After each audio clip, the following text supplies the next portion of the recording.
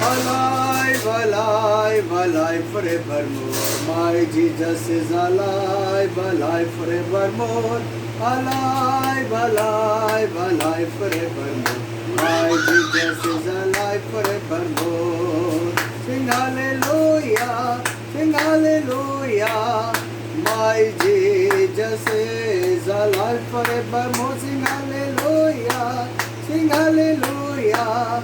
My Jesus is alive. जिंदा है यीशु जिंदा है, मेरे लिए यीशु जिंदा है। मुसीबत में मेरा सहारा, यीशु सदा जिंदा है।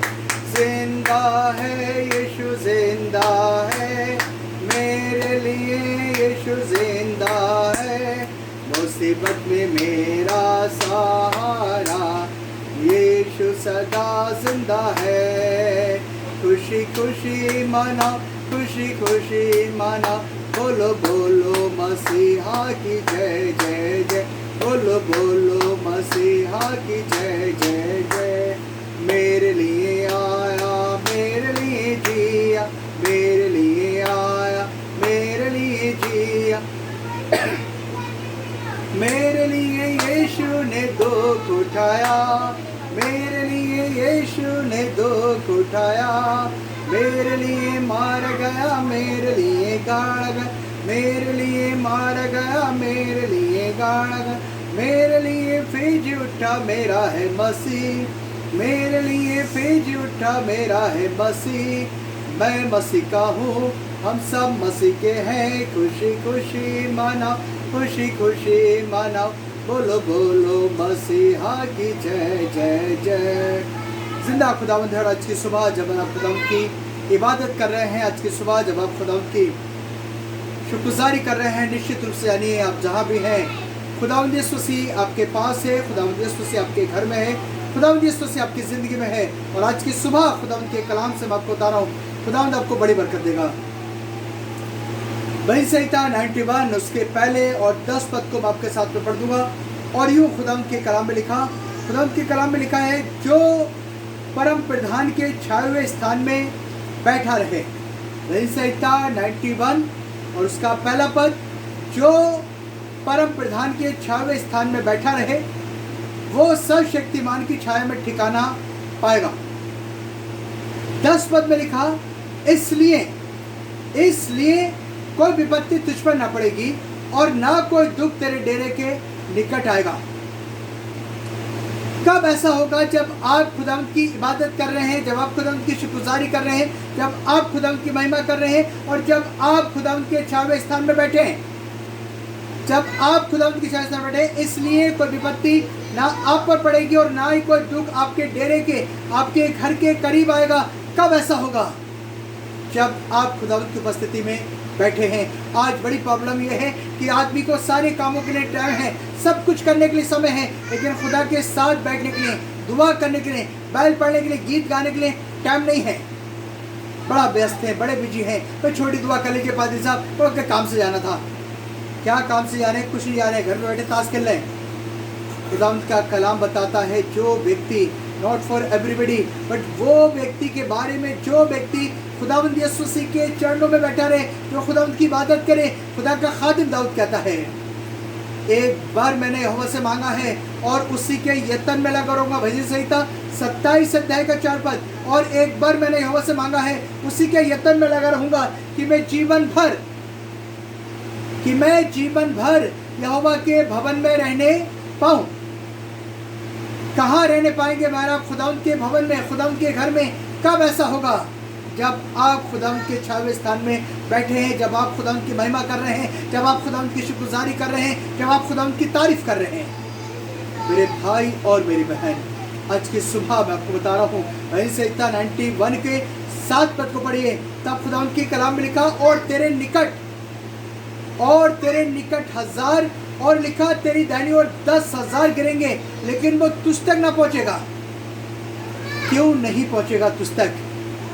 जब आप गीत गाते हैं, जब आप खुदा के कलाम को पढ़ते हैं, जब आप बाइबल पढ़ते हैं, जब आप अपने मुंह से दुआ करते हैं, आपके मुंह से खुदा की सामर्थ निकलती है, खुदा की कुव्वत निकलती है। जितना आप खुदा के कलाम को पढ़ते जाते हैं, खुदा की सामर्थ आपके मुंह से निकल जाती है। और ये परमेश्वर की सामर्थ जब आपके घर में भरी है, कोई भी शैतानी शक्ति आपके घर में, आपकी ज़िंदगी में, आपके जीवन में एंट्री नहीं करेगी। कब कि जब आपके घर के अंदर परमेश्वर की सामर्थ भरी है, जब आप परमेश्वर की सामर्थ से, आपकी परमेश्वर की कुव्वत से परिपूर्ण है, कोई शैतान आपको छुएगा नहीं। तब ऐसा होगा।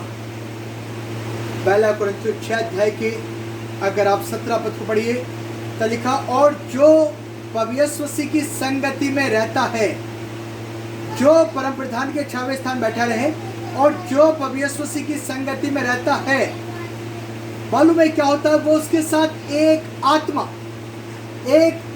बन जाता है। जो पवित्र मसीह की संगति में रहता है, जो परम प्रधान के छावे स्थान बैठा रहे, वो सर्वशक्तिमान की छाया में ठिकाना पाएगा। जो पवित्र मसीह की संगति में रहता है, वो उसके साथ एक आत्मा बन जाता है।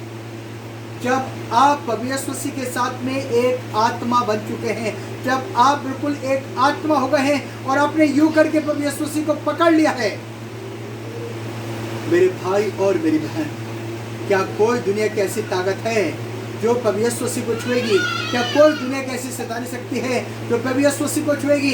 खुदा के कलाम के मुताबिक अच्छी सुबह मैं आपको बता रहा हूँ, खुदा के कलाम से कि आपके करीब लिखा, खुदा के कलाम लिखा, तेरे निकट 1000 और तेरी दाहिनी ओर 10,000 गिरेंगे, लेकिन वो तुझ तक ना पहुंचेगा, क्योंकि आप खुदा की सामर्थ से परिपूर्ण है। आपके घर में खुदा सामर्थ है। और खुदा के कलाम में लिखा, खुदा के फरिश्ते छावनी डालकर आपके घर की रखवाली करते हैं। छावनी डाल के खुदा फरिश्ते रखवाली करते हैं। इसलिए कोई दुख, कोई मुश्किलात, कोई बीमारी, कोई परेशानी आपके घर के, आपके जीवन के करीब नहीं आती, क्योंकि खुदा के फरिश्ते आपके घर की रखवाली कर रहे हैं। और खुदा यीशु मसीह ने कहा, मत डर, क्योंकि मैं तेरे साथ हूँ।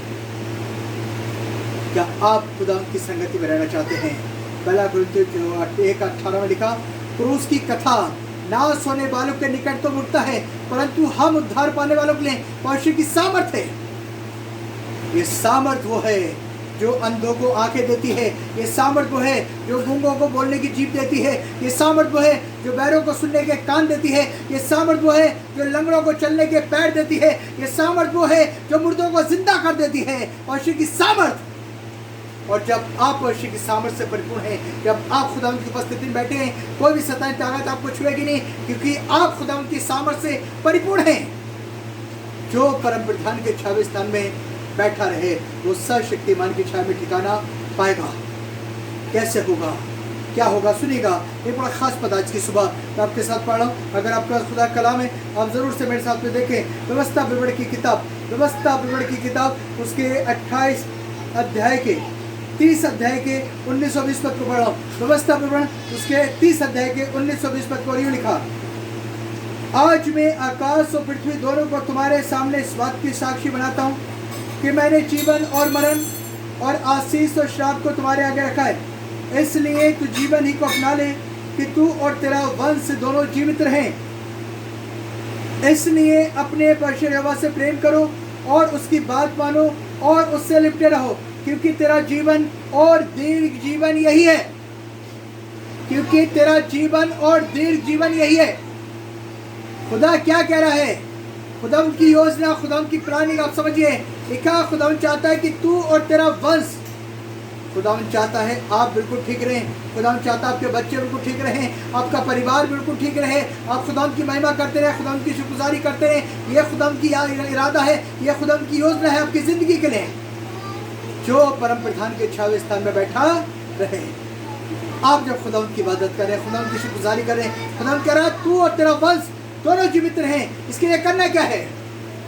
इसलिए अपने परमेश्वर यहोवा से प्यार करो और उसकी बात मानो, क्योंकि तेरा जीवन और दीर्घ जीवन, तेरा जीवन और दीर्घ जीवन यही है। कब होगा ऐसा? जब आप खुदा से प्यार करने लगेंगे। आपको उसके साथ बैठना, वर्शिप करना, उसकी महिमा करना, उसकी गीत गाना, उसकी तारीफ करना आपको अच्छा लगेगा। खुदा यीशु से जिंदा खुदा दे। और लिखा, तेरा जीवन और दीर्घ जीवन। कोई दुख, कोई बीमारी, कोई परेशानी आपके घर के, आपके डेरे के करीब नहीं आएगी। आप लंबी उम्र जिएंगे, लंबी जिंदगी जिएंगे। आप अपने नाती पोते वरण परपोतों को भी देखने पाएंगे। खुदा उनके कलाम में लिखा, कब होगा ऐसा?